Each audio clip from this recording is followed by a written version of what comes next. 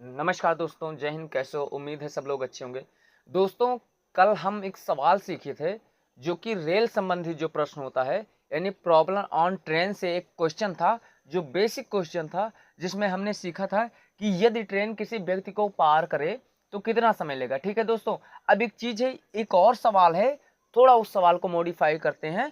और सवाल में आपको 4 ऑप्शन सामने दिख रहे होंगे, तो जो इनकी मैथ अच्छी यानी जो प्रैक्टिस जिनकी चल रही है उनको आंसर इसका पता होगा। इस सवाल का सवाल है कि 350 मीटर लंबी रेलगाड़ी 54 किलोमीटर प्रति घंटा की चाल से 250 मीटर लंबी गुफा को कितनी देर में पार कर लेगी। आपके पास 4 ऑप्शन है, 20 सेकंड में, या फिर 30 सेकंड में, या फिर 40 सेकंड में, या फिर 50 सेकंड में। अच्छा, अब इसको कैसे लगाएंगे कि जहां प्लेटफॉर्म या गुफा की लंबाई हो प्लस ट्रेन की लंबाई हो, तो इसको कैसे लगाएंगे कल मैंने बताया था। अब जिन लोगों को मैंने बताया था अगर उनको आता है तो ईमानदारी के साथ वो लोग कमेंट कीजिएगा कि इसका आंसर कौन सा होगा, ए वाला, बी वाला, सी वाला या फिर डी वाला। ठीक है, अब जिनको नहीं आता तो कल मैंने बता दिया था कि ये सवाल कैसा लगेगा, बट आज हम इसको लगा कर देखेंगे कि ये सवाल कैसे लगता है। ठीक है दोस्तों, तो चलिए चलते हैं सवाल पर और बहुत आसानी तरीके से सीखते हैं, ताकि इस टाइप के सवाल फिर आपको अगर कभी सामने आए तो आपको कोई दिक्कत ना हो। देखो दोस्तों, सवाल कह रहा है कि 350 मीटर लंबी रेलगाड़ी, ट्रेन की लंबाई यानी कितनी है 350 मीटर, ठीक है, 54 किलोमीटर प्रति घंटा की चाल से 250 मीटर लंबी गुफा को कितनी देर में पार करेगी। अब एक चीज देखो, गुफा स्थिर है, ट्रेन चल रही है, ठीक है, तो क्या होगा, गुफा की लंबाई और ट्रेन की लंबाई तो जुड़ जाएगी। ठीक है, बट यहीं अगर ट्रेन होती और ट्रेन कहीं विपरीत दिशा में या सामने से जा रही होती तो कल मैंने बताया था अगर जब ट्रेन विपरीत दिशा में आए तो दोनों की चालें जुड़ जाती हैं, और अगर एक साथ चल रही हो तो बड़ी वाली चाल से छोटी वाली चाल घट जाती है। ठीक है, यहाँ गुफा की बात हो रही है, गुफा हो या प्लेटफॉर्म हो या पुल हो, तीनों बात एक ही होती है। ठीक है, तो इसमें क्या करेंगे, 250 मीटर ये है ट्रेन और 250 मीटर लंबी गुफा है, तो सबसे पहले इसको जोड़ लो, तो 350 और प्लस 250 तो कितना हो गया 600, यानी टोटल लंबाई हो गई 600। समझ गए इतना, इसको जोड़ लेना, जहां भी गुफा हो या ट्रेन हो, प्लेटफॉर्म हो, ठीक है, वहां ट्रेन की लंबाई में गुफा की, प्लेटफॉर्म की, पुल की लंबाई अगर दी रखी है तो जुड़ जाती है। अब पहला काम क्या करना है कि ट्रेन की चाल किलोमीटर प्रति घंटा में है, तो 600 मीटर को पार करने में घंटा तो लगेगा नहीं, क्योंकि 1 घंटे अगर ट्रेन चल जाएगी तो 54 किलोमीटर चली जाएगी ना, तो सिर्फ 600 मीटर है, 600 मीटर है लंबाई इसकी। तो इसको किस में, या तो मिनट में आएगा या तो सेकंड में आएगा, तो हम सबसे छोटी मात्रा निकालते हैं, सेकंड में निकाल लेते हैं कि एक सेकंड में कितनी दूरी तय करती है।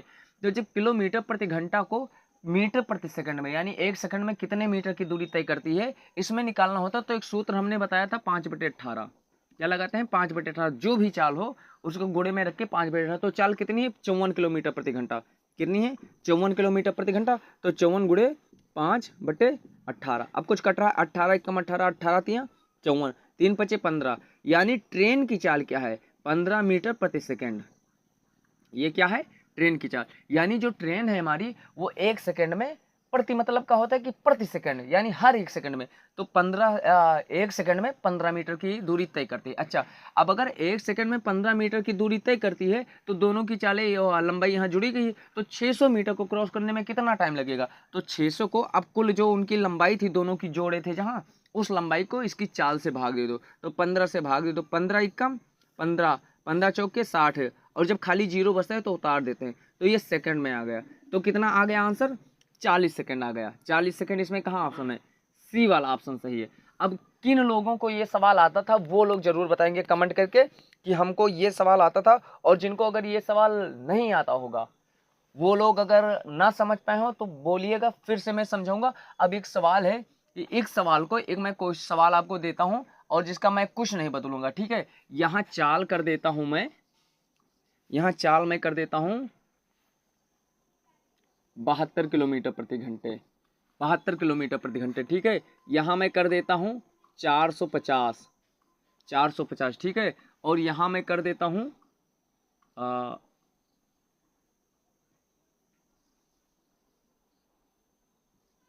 150, ठीक है। अब इस सवाल का आंसर क्या होगा ये लोग आप कमेंट में करके बताइएगा, खुद से सॉल्व करके, ठीक है।